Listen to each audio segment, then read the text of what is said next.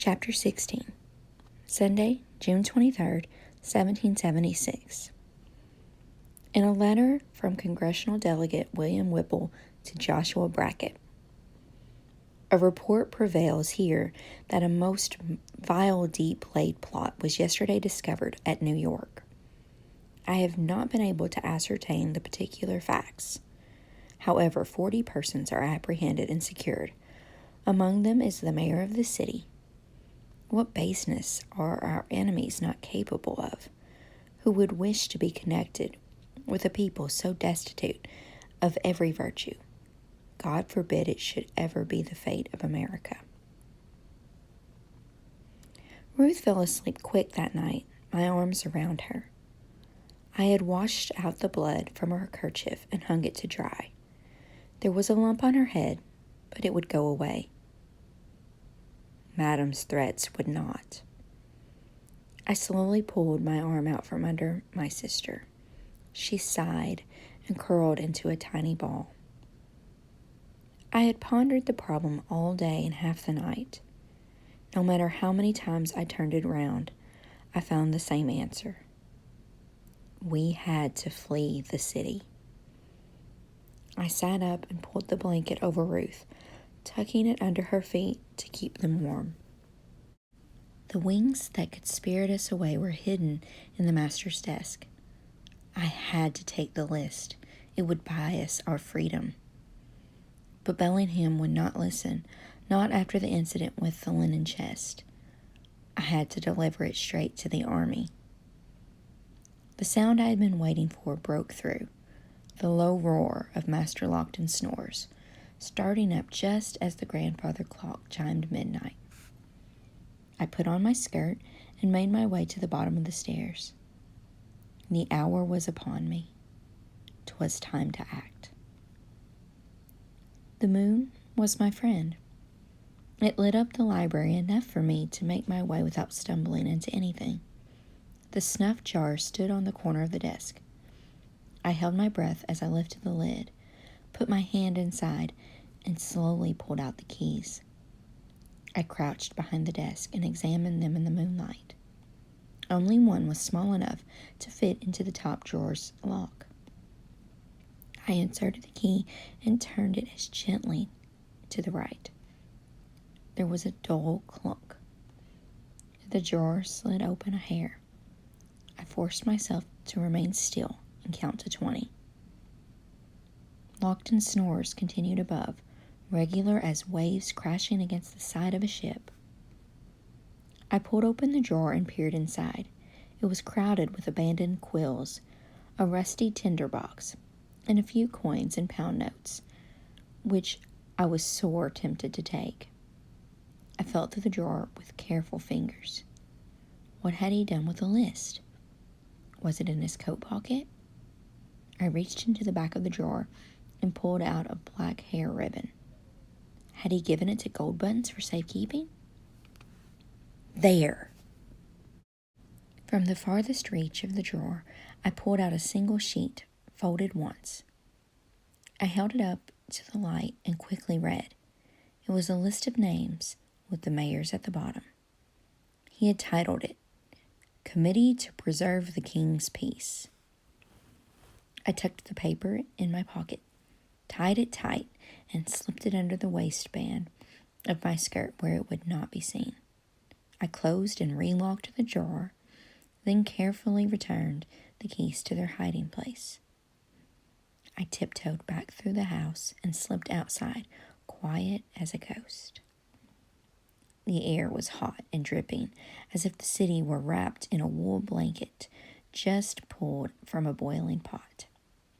I made my way along the streets, seen only by cats, rats, and a slave hurrying by with a bundle on her head. Since she carried a lantern, and no doubt had a pass from her master, she was allowed to be out walking after dark. I was not. The woman said nothing as she passed by me, but started singing the second verse of Yankee Doodle in a strong voice, which I thought curious indeed. I listened close to the words. Father and I went down to camp along with Captain Gooding, and there we saw the men and boys as thick as hasty pudding. She was sending me a message. I dove behind a log barricade just as two soldiers turned the corner, talking intently to each other and sweeping the street with their eyes. I said a quick prayer of thanks to the singing woman for her help. Then, when the echoes of the soldiers' boots had vanished, I moved on, staying away from the light of the sentry fires, passing under the dark shadow of King George's statue in the bowling green, and hurrying to my destination. The battery was the fort at the southern tip of the island, with high walls and cannons that pointed over the water to discourage enemies. It was headquarters of the Patriot Army in New York. Even if General Washington was elsewhere, here I could find an officer who would understand the value of the list. I marched past the rows of tents set up on the grounds outside of the fort, trying very hard to ignore the men and boys who stared as I walked by. As I neared the gate, a sentry stepped out and blocked my way. "Do you have a pass, girl?" I swallowed hard and tried to remember the name of the colonel who had worked with Master Bellingham. Fagin, Jaden, McGraden. Well? A few other soldiers drinking coffee outside the tents had stopped talking to observe. "Please, sir," I said, polite and firm. "I've come with an urgent message for Reagan." "For Colonel Reagan, sir." "Tell me, and I'll see that he gets it." "I cannot," I said. "I must deliver it to him personally, sir." "Who's your master?" Telling a lie would not benefit me. "A loyalist, sir, who would beat me bloody if he knew I was here." He looked me over and yawned. "Come on, then. I could do with a walk to keep me awake." I followed him inside, past a room of men sleeping on the floor, along a hall to a small room where a low fire smoldered in the hearth, a chair drawn up before it. The moonlight had broke free of the clouds again and lay in gray pools beneath the windows. A window stood by the door, where a heavy-set man scratched away at a piece of paper, his work lit by a half-dozen candle stubs that would soon burn out. The soldier drew himself up to his full height. "This girl has a message, sir. Claims it must be delivered in person." The man lifted a hand in the air and continued with what he was writing. I tried to make out what it was, but his scribble was dreadful bad. Finally, he laid down his quill, removed his spectacles high on his nose, and peered through them at me. "What is it?" he rasped. His voice sounded raw, like it had been run against a grater. An onion poultice was tied around his neck. I dropped in a polite curtsy. "I have information for Colonel Reagan." "Who are you? Who is your master?" "I cannot say." "Then who will vouch for you?" I vouch for myself, sir. I am new in the city and know only a boy named Curzon." One caterpillar eyebrow lifted above the glasses as he recognized the name. "Bellingham's Curzon?" He coughed loudly and sprayed drops of spittle on the page. "He's all bluster." He dipped his quill in the ink pot and continued to write. "Take her away, Sergeant. I am too busy for this." My escort grabbed hold of my arm. "Come now." I tried to break free. "Please, hear me out." I shook my arm and twisted. "They want to kill him." I pulled with all my might and lost my footing. Both the sergeant and me stumbled against the table. The ink bottle overturned and poured across the table and papers. The sick man jumped up with a mighty curse and several ugly statements about my character. "They want to kill the general." I finally pulled free of the sergeant's grasp. "I have proof."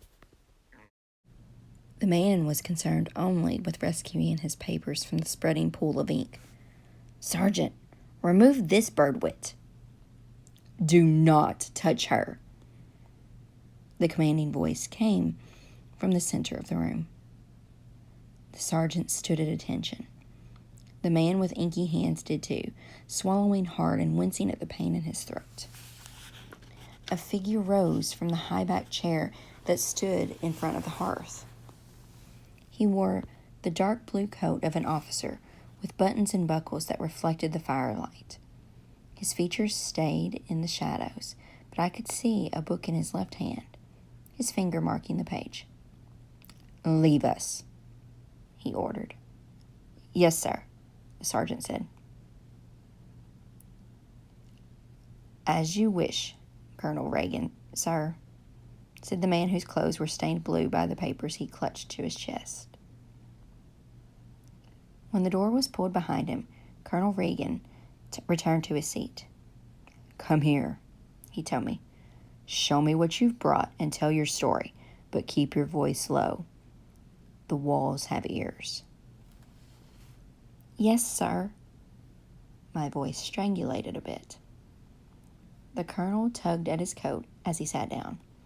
He was not wearing a wig as most gentlemen. His own hair was dark, pulled back into a neat queue, and tied with string. His eyes were sunk deep into his face, with dark hollows beneath them.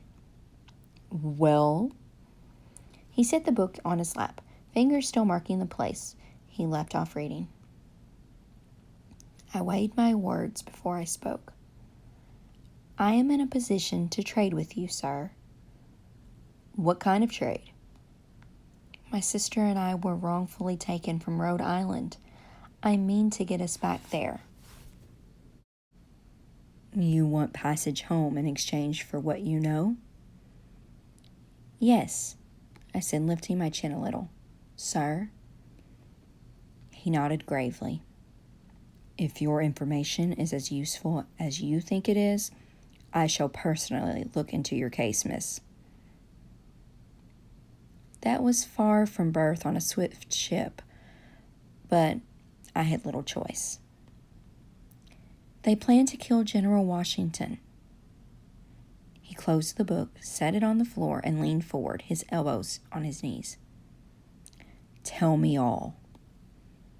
I handed him the list and quickly told him everything I knew. He interrupted a few times with questions and had me repeat the mayor's words. Then he bade me to wait by the dying fire as he left the room, and soon reappeared with 4 other men, all clearly dragged from their beds. I was fighting to stay awake myself, but I repeated the story to the larger assembly. A quarrel began instantly, the arguments flying across the room. "How do we know Lockton didn't send her with a false story?" "That's just a list of names. Anyone could have written it." "I know the mayor's handwriting, and those are dyed-in-the-wool loyalists, everyone." "I don't believe they turned a lifeguard. Those men are the finest we have. This is nonsense, and I'm going back to bed." "Her story confirms what we've heard from other sources." This from Colonel Reagan. He explained that several spies had brought him the same rumor earlier in the day. He walked to the hearth and looked at the glowing embers. "All that remains is to decide what to do with the information. Who has the list?" A man wearing his uniform coat over his nightshirt waved the paper in the air. "Return it to the girl." "Why on earth would we do that?" he asked. "I want her to plant it back where she found it. 'Tis best they believe their plan is still secret. That improves our chances of rounding them up." The man handed the list back to me. I thought for a moment about tossing it on the fire, for it suddenly seemed frightfully dangerous, but I folded it back in my pocket. "Do you think you'll be able to return it to his desk?" Colonel Reagan asked me. "Yes, sir," I said. "If you hear anything else, anything at all, you come and find me. Do you understand?" Yes, sir? I hesitated. And you'll soon help my sister and me get home. His eyes darted to his companions, then back to me. I shall do what is in my power, he promised. Thank you, sir. She'll need the code to get back into camp, said a man in the nightshirt. The new regulations go down at dawn. Agreed. Colonel Regan bent down so that his face was level with mine. Do not tell this to another soul on pain of death. Do you swear? I swear, I whispered. The code is Ad Astra. Repeat it, please. Ad Astra? I'd never heard such a word, but then again, I'd never before spoken a code. 2 words, Ad Astra. It's Latin. It means to the stars. Will you be able to remember it? I never forget a thing, sir.